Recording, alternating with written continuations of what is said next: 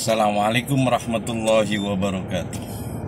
Sahabat Songkolingi 92, kita santai saja, nyantai aja kita. Karena saya mau ngojek anak saya yang di PPA Takwa Putra.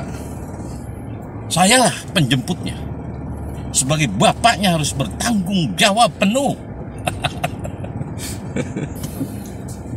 Hari ini Kamis ya, 9 September 2021.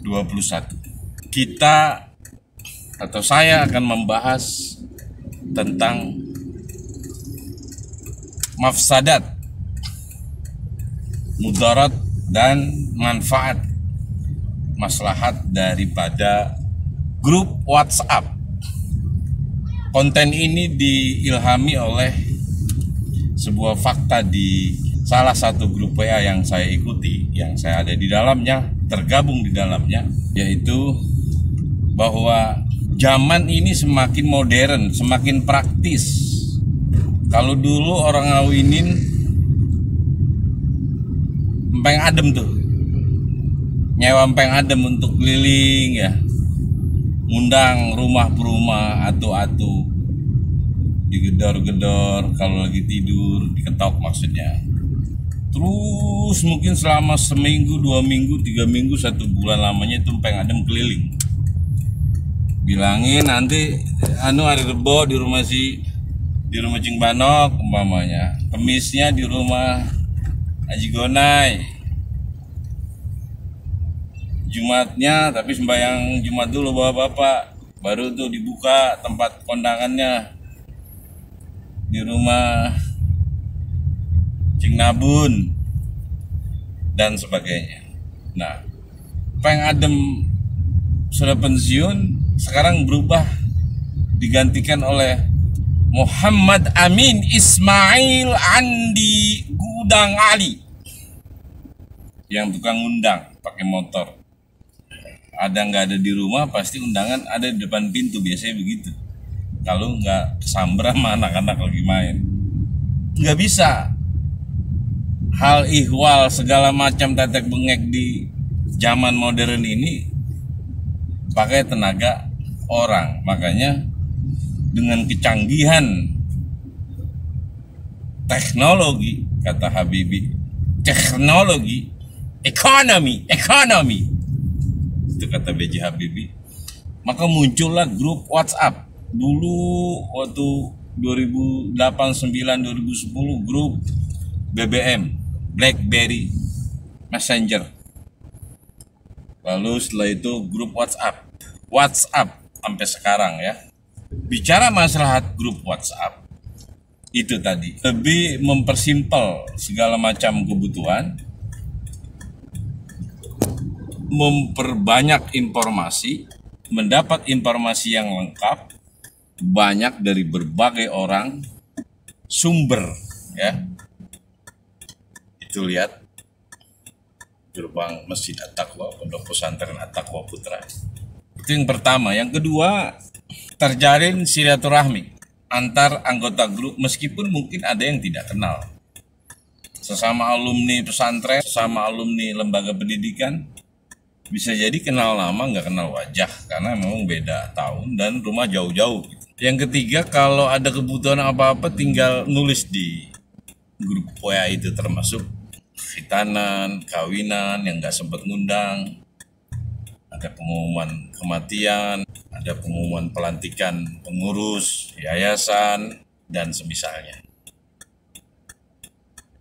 Masih banyak lagi manfaat-manfaat dari grup WhatsApp. Kemudian kita fokus ke mudarat. Setiap sesuatu yang ada unsur positif pasti ada negatifnya.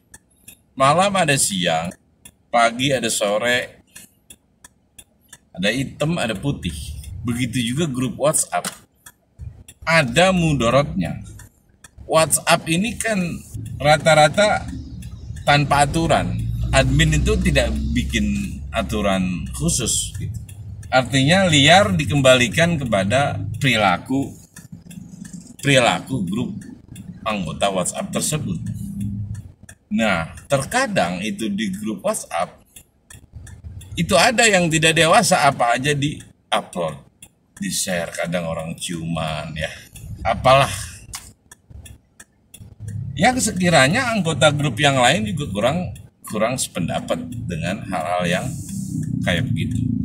Kemudian selain membuat HP lemot, ini yang paling utama, ada beberapa orang yang curhat ke saya. Saya seperti dijadikan marja rumah tangga oleh seseorang, dan lebih dari satu. Dia curhat bahwa bininya itu cemburu kalau dia masuk grup WhatsApp alumnian, grup WhatsApp yang sejenisnya lah. Apalagi grup WhatsApp itu yang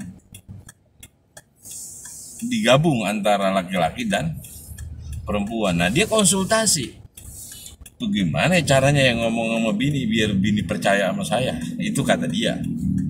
Apabila dia dimasukin, pasti dia langsung hitungan menit pas bininya tahu, keluar, walk out dari mimbar grup WhatsApp tersebut. Dan kadang-kadang kalau yang nggak paham, orang lain yang ada di grup itu bisa tersinggung, padahal memang kondisinya seperti itu. Bininya agak streng, memperhatikan, menjaga suami tercintanya agar tidak masuk grup yang di dalamnya ada bercampur antara kaum Hawa dan kaum Adam. Bahkan yang cuma kaum Adam khusus pun tetap. Sebab sang istri berprinsip jangan sampai otak suaminya terkontaminasi dengan teman-teman grup lainnya. Ya di grup kan ada yang ya suka makan jengkol, ada yang suka minum es mambo, ada yang suka putu mayang ya kan, ada yang itu tuh apa namanya yang sawang-sawangan ya, ada yang suka pilus ya. Jadi saking sayang itu bini, steril HP suaminya, steril dari grup WA, kecuali grup tempat ibadah, misalkan dia pengurus masjid atau pengurus musola, itu dibiarkan. Karena kalau itu pasti ngomonginnya ya toa, ya speaker, ya tahlil, ya sunatan dan sebagainya. Nah, dia bertanya, apa sih ilmunya gitu biar bini percaya sama saya, kata dia. Ya saya jawab enteng aja. Iman ente masih tipis, pertebal iman ente. Anda sholat betul-betul karena Allah dan yakin Allah itu ada, dan takutlah hanya kepada Allah. Man khafallah khafahu kullu syai'. Maka insya Allah kalau ente yakin itu, bini ente akan patuh dan sayang, yang betul-betul sayang, yang tidak membatasi diri daripada suaminya. Jadi saya kayak muallim aja, bilangnya sambil ngakak. Sahabat Songkolingin 92, itu mudarat grup WhatsApp. Lalu catatan yang terakhir adalah, kalau Anda merasa akan terganggu, kayak saya ini, lagi konsen YouTube nih, udah mau ngelarin nih YouTube nih sampai 4.000 jam tayang dan 1.000 subscriber. Itu saya memang agak pilih-pilih gitu grup itu. Jangan sampai aktivitas saya terganggu. Karena kalau udah terganggu, maka itu kerjaan YouTube tuh bisa nggak ngomong begini nih. Sibuk di grup WhatsApp terus gitu. Makanya saya malah pilih aja gitu. Sering saya nggak baca, saya nggak buka. Nanti kalau sudah padat, full, karena HP muter-muter, baru saya hapus gitu. Ya bukan karena mau anti isi grup, ya bukan. Karena memang kondisional gitu. Saya lagi ngejar target YouTube ini yang dimulai dari bulan Februari 2021. Artinya sebelum setahun saya harus kelar, wajib kelar.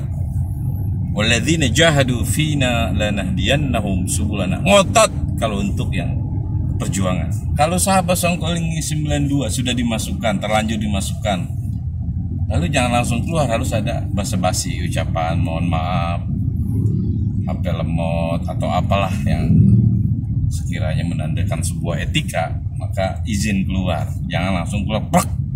Itu kurang bagus dalam akhlak bermedsos. Yang paling akhir yaitu jangan baper kalau masuk grup WA, jangan baperan, jangan tinggi perasaan, sebab di grup WA model manusia bagaimana itu ada yang suka bercanda, ada yang malam-malam nulis apa baik, ya enggak, ngirim video apa aja yang kalau diperhatikan ya kadang-kadang kurang pantas gitu. Tapi memang resiko kita masuk grup gitu, grup WA.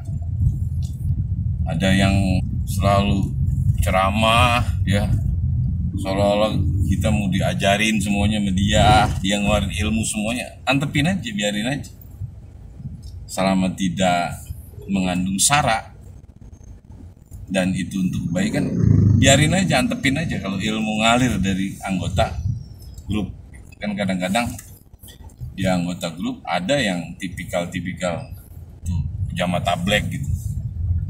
Jamaah tabligh itu saya pernah ngalamin masalahnya. Jadi dia ngomong mulu gitu. Ya kalau zaman sekarang berarti nulis. Saya tidur di kantor Persatuan Pelajar Indonesia di Damaskus, Suriah. Lalu ada kawan saya anak Betawi itu di Klender kalau nggak salah, anak Cakung gitu. Nah, dari Mesir datang mahasiswa kita, tapi dia Hadramaut, Hadrami gitu. Dia S1 di Al-Azhar, lalu dia ingin cari informasi S2 di Damaskus. Nah, dia juga tidur di PPI, kantor pelajar. Ketika tengah malam dia sholat tahajud. Itu saya dibangunin, musim dingin waktu itu. Sebab di Suriah kalau musim dingin ada salju ya. Teman saya juga itu yang Betawi dibangunin, nggak bangun-bangun. Ngambil gelas dia ke wastafel, disiram muka kita. itu tipikal. Nggak tahu saya apa emang jamaah tabligh, apa emang pribadinya, apa memang ajaran untuk berdakwahnya sedemikian rupa ya kepada sesama Islam gitu, Muslim gitu ya. Marah itu teman Betawi. Terus kalau kita nonton TV ada iklan, langsung tuh dia langsung itu ceramah. Ini katanya yang membuat kita tidak qanaah, tidak terima nikmat Allah yang kita punya katanya. Mikirnya ini itu seperti iklan-iklan TV itu. jadi seperti itu di grup WA pun ada yang tipikalnya seperti itu, pengen ceramah bae bawaannya gitu, pengen nularin ilmunya kepada yang lain. Itu sah-sah saja. Kita jangan baper, antepin aja gitu. Itu memang orang kan dari beragam latar belakang. Ada yang malu-malu punya ilmu, ya enggak. Ada yang memang terus dia pengen mengkaji memberi informasi, itu kan bagus-bagus saja. Nah, kitanya jangan baper gitu, jangan bawa perasaan ya. Kemudian jangan nganggap diri bener dewek. Lalu kalau ada yang berpendapat beda langsung keluar grup. Jadi saya suatu ketika pernah ngalamin di grup, ada seseorang yang tidak setuju dengan kebijakan anu gitu, yang dianggap haram sama dia tapi ditampilkan gitu. Nah, si B bilang nggak boleh. Nah, si A ini bertahan, lalu dia izin keluar dari grup. Jadi mendingan begitu sih, dia keluar gitu karena tidak setuju. Padahal itu kan diskusi di grup. Di grup itu bukan pengambil kebijakan, tapi menilai sesuatu yang ditayangkan di luar, yang diperagakan di luar, lalu di videoin, dimasukin ke grup. Nah, beliau nggak setuju, nanti bla bla bla bla bla segala macam. Nah, anggota lain setuju. Nah, beliau izin untuk keluar dari grup karena full katanya HP-nya. Jadi jangan menganggap yang paling benar di dalam grup. Dan tadi diimbangi dengan nggak usah baperan gitu, biasa aja, slowly aja. Sahabat Songkolingis 92, demikian sekilas tentang mudarat maslahat menjadi anggota grup di WhatsApp. Mudah-mudahan ada manfaatnya. Salam Bekasi, salam peradaban. Wassalamualaikum warahmatullahi wabarakatuh.